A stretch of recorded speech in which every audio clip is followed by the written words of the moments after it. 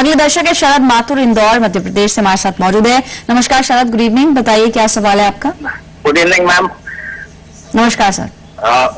Ma'am मेरा question ये है कि मेरी मदर 2012 में डेथ हो गई उनकी, और उनकी एफडीआर थी जी। उस पर एफडीआर पर जो इंटरेस्ट मिला उस पर टीडीएस डिडक्शन हो गया। ओके, कब मैच्योरिटी हुई तो है एफडी की? हाँ, मैच्योर अभी 2014 में हुई है। ठीक है, तो उसमें टीडीएस डिडक्शन में उसको क्लेम कैसे कर सकते हैं ये बताइए सर। पहले तो जो पर्सनल लॉस आपको हुआ उसके लिए बहुत we really are sorry about it, लेकिन फिलहाल टीडीएस को लेकर जो आपका सवाल है एक्सपर्ट से जानते हैं। बलवंत साहब, अब क्या कर सकते हैं स्पेशल केस में, किस तरह से इनकम टैक्स एक्ट के अंदर ये आगे बढ़े?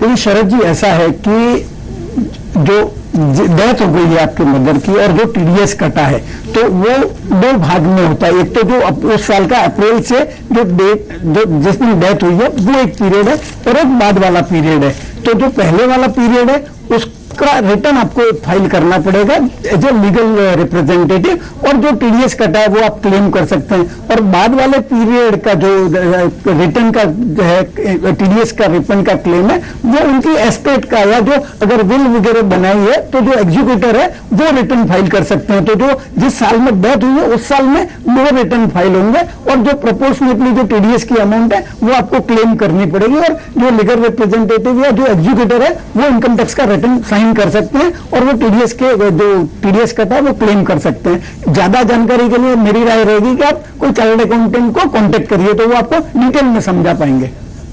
बलवंत साहब, एक यहाँ पर सवाल दिमाग में आ रहा है कि अगर आपने बताया कि लीगल है, जो भी होंगे, जो भी उनके वारिस होंगे, उनको ये रिटर्न फाइल करना होगा, तो क्या इसके लिए कुछ प्रूफ भी दिखाना होगा कि लीगली इन्होंने इनहेरिट की है प्रॉपर्टी?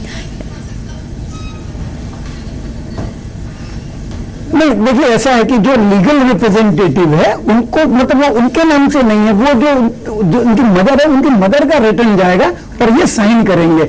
इसके अलावा जो डेथ के बाद का पीरियड है, अगर विल है तो विल प्रूफ प्रोवाइड कर सकते हैं, और विल नहीं है तो आपके जो लीगल हेयर है उनकी जो लिस्ट है आप वो सबमिट कर सकते हैं, और जो एग्जीक्यूटर है या जो उनकी एस्टेट मानी जाती है उनका एस्टेट का रिटर्न जाएगा। चलिए, अगले दर्शक है सुनील जैन हमारे